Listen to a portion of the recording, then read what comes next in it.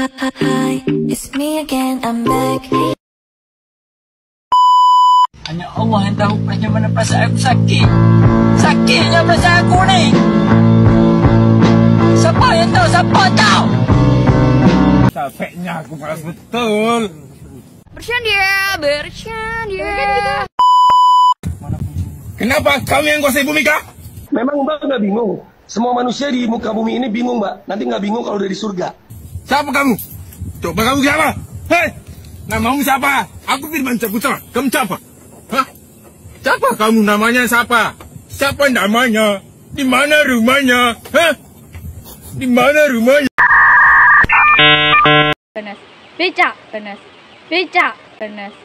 Becak. Panas. Becak.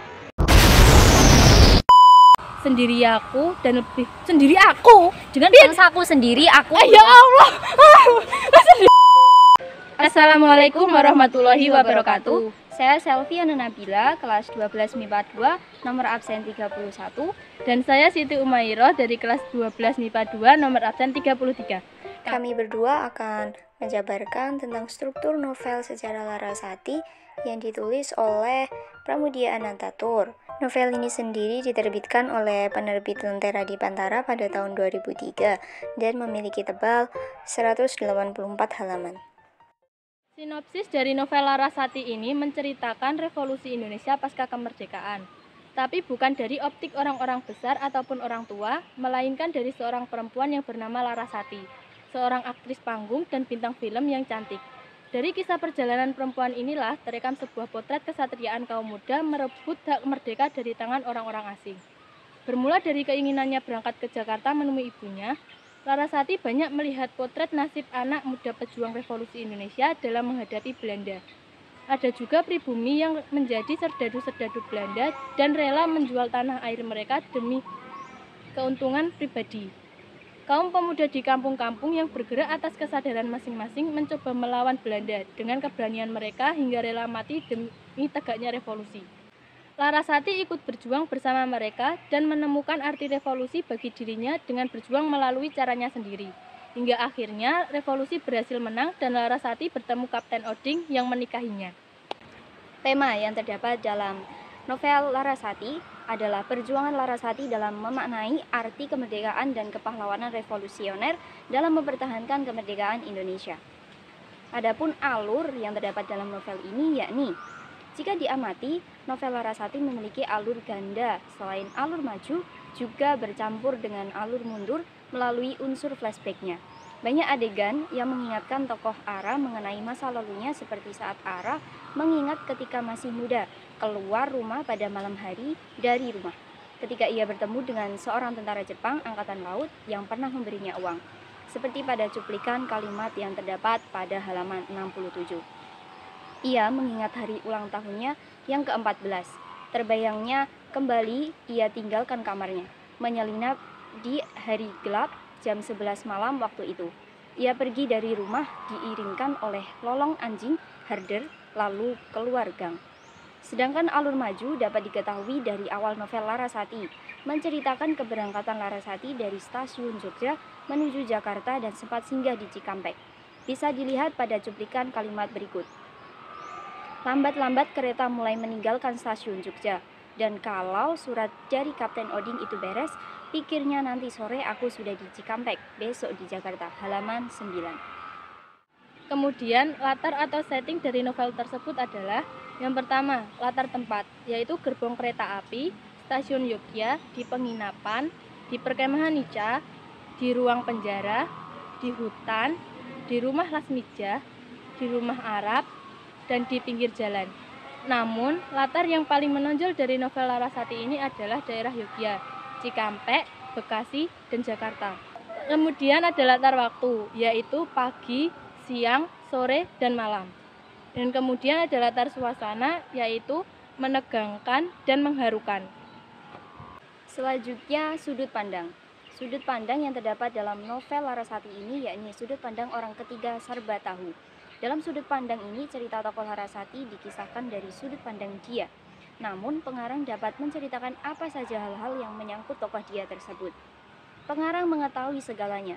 Ia bersifat maha tahu. Ia mengetahui berbagai hal tentang tokoh, peristiwa, dan tindakan termasuk motivasi yang melatar belakanginya. Ia bebas bergerak menceritakan apa saja dalam lingkup waktu dan tempat cerita, berpindah-pindah dari tokoh dia yang satu ke tokoh dia yang lain, menceritakan atau sebaliknya menyembunyikan ucapan dan tindakan tokoh, bahkan juga yang hanya berupa pikiran, perasaan, pandangan, dan motivasi tokoh secara jelas, seperti halnya ucapan dan tindakan nyata. Salah satunya dapat dilihat pada novel Larasati halaman 26. Orang tua itu tak menjawab, ia diam saja.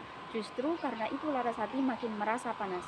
Dia sendiri telah mainkan cerita-cerita perjuangan dan hiburan di tempat yang sama sekali tidak penting di masa damai. Penokohan, yang pertama adalah Larasati. Wataknya yaitu protagonis, pemberani, rela berkorban, semangat juang yang tinggi, keras kepala, dan pantang menyerah. Dapat dilihat pada halaman 21, yaitu apa keuntunganku? Dengan bangsaku sendiri aku lebih nyaman dan aku merasa terjamin. Belanda tidak menonton aku di film dan tidak sekiranya mau masuk Nica. Bukan main goblok aku ini kalau mengabarkan pada orang lain. Selanjutnya ada tokoh Marjohan. Marjohan ini serakah, sombong, munafik, penghasut, dan egois. Dapat dilihat pada adegan halaman 45.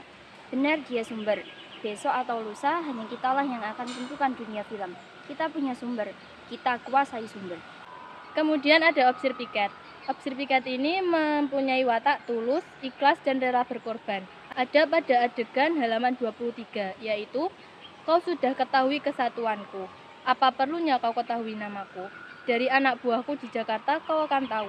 Larasati berkata dalam hati, di setempuk bumi revolusi inilah baru Larasati menemukan kerelaan dalam keadaan yang utuh. Sampai-sampai namanya Opsir Piket itu tak mau menyebutkan. Lalu ada Kolonel Surjo Suntono yang memiliki watak antagonis, kejam, sombong, pendendam, dan ambisius. Dapat dilihat pada halaman 38. Besok atau lusa, kalau tongkat ini kuayunkan ke atas, semua meriam ini akan berbunyi berbareng untuk 4-5 jam. Kami tak perlu lihat anak-anak nakal itu lagi. Mereka akan pergi kemari menyembah kakiku minta hidup. Kemudian ada Lasmijah, yaitu mempunyai watak penyabar, penuh kasih sayang, keibuan, rela berkorban, dan bijaksana. Dapat dilihat pada halaman 115, yaitu aku tak pernah suruh kau arah, aku tak pernah larang kau, juga tak pernah meminta satu pun darimu. Cuma sekali aku meminta, kembalilah kau ke pedalaman. Kau tak boleh macam yang sudah-sudah. Kau mesti mulai hidup yang benar, yang sungguh-sungguh. Jadilah wanita biasa seperti ibumu sendiri dulu. Punya suami yang benar, punya anak yang benar, cuma itu pintaku arah. Lalu ada tokoh Martabat. Wataknya baik hati, pemberani, dan cerdik. Dilihat pada adegan halaman 101. Karena kita menang, salah, perjuangan selamanya mengalami menang dan kalah, silih berganti. Kalau kau kalah, terima kekalahan itu dengan hati besar dan rebutlah kemenangan itu. Kemudian ada Wan Jusman, yaitu wataknya egois, munafik, tegas, dan setia. Si Jusman bermata kucing. Ia mempercepat langkahnya tanpa menengok. Tapi tak lebih dari 2 menit kemudian, Jusman telah berdiri di sampingnya. Dan tanpa ucapan sesuatu pun dia telah mencengkram tangan Ara yang tak melawan. Ia merasa seperti berjumpa kapuk yang tak punya kemauan apa-apa. Ia terhuyung-huyung, tapi ia sempat mendengar Jusman berseru ganas, "Becak!" Kemudian ada tokoh Caidir yang memiliki sifat baik hati dan rela berkorban. Dilihat pada adegan halaman 137. Dan Caidir dengan berapi-api membela seakan-akan sandiwara itu dirinya sendiri. Dalam keadaan bagaimanapun setiap orang membutuhkan segala-galanya. Berikan apa yang mereka butuhkan, tapi jangan padamkan api revolusi. Berikan minyak pada api itu. Kemudian ada Kapten Oding yang memiliki watak baik hati dan penyayang. Ada pada adegan halaman 176, yaitu dan dengan demikian Jeep pun menderung menuju ke arah-arah yang tidak tahu. Sampailah mereka di sebuah gedung. Nyata bekas tempat tinggal Belanda. Mereka duduk dan Oding memulai serangan. Sekarang kita hidup bersama-sama lagi. Kau tentu tidak ada keberatan apa-apa. Sudah bertemu dengan ibumu. Selanjutnya ada gaya bahasa. Yang pertama adalah hiperbola, yaitu Curiga-curiga mata mereka yang setengah melotot berkilauan seperti bintang di balik mendung tipis pada halaman 80. Yang kedua ada personifikasi, yaitu pohon cemara di sepanjang jalan itu berbunyi mengilu bertiup angin. Dan tajuknya berayun-ayun seirama seperti sepasukan tawanan yang telah patah moralnya terima komando dari musuhnya. Ada pada halaman 135. Selanjutnya ada amanat. Amanat dalam novel ini yakni pantang menyerah dalam menghadapi tujuan, semangat orang-orang tinggi, serta tekad yang kuat dalam mempertahankan kemerdekaan dari bangsa asing. Emansipasi wanita yang ditunjukkan oleh tokoh Larasati dalam usaha mempertahankan kemerdekaan di era revolusi dan proklamasi, rela berkorban demi kepentingan orang lain, masyarakat, dan bangsa. Kemudian ada nilai-nilai yang terkandung dalam novel tersebut. Yang pertama ada nilai sosial, yaitu sebuah perjuangan yang sangat besar dan tidak mudah yang dilakukan oleh seorang perempuan dalam memperjuangkan revolusi. Ada pada kutipan, "Aku ikut bertempur dengan kalian. Itu kalian sudah dengar dan tahu, berikan revolusi itu padaku." Kemudian ada nilai kemanusiaan. Demikian hebatnya revolusi kemanusiaanlah bentuk pengorbanannya. Ada pada kutipan, "Buat setiap bayi-bayi yang sudah atau belum dilahirkan, kita semua rela tewas. Bayi-bayi yang kita semua sama sekali tidak kita kenal, tidak pernah lihat, tidak pernah dengar tangisannya." Kemudian ada nilai moral, yaitu keikhlasan dan ketulusan. Ada pada kutipan, "Biar segala-galanya terjadi sekarang, kita adalah pemenang. Kitalah yang menghakimi semuanya." Dan hujan pun turun seperti dilemparkan. Demikian ulasan dari kami tentang novel sejarah Larasati. Jika ada salah kata, mohon dimaafkan. Sebelum kami mengakhiri, kami ada satu quotes dari Pramudi Anantatur yang berbunyi, "Masa terbaik dalam hidup seseorang adalah masa ia dapat menggunakan kebebasan yang telah direbutnya." Terima kasih. Wassalamualaikum warahmatullahi wabarakatuh. If it's breeze, red ruby the sleeves, Chinese on my sleeve, these wanna be Chun-Lees anyway, yeehaw.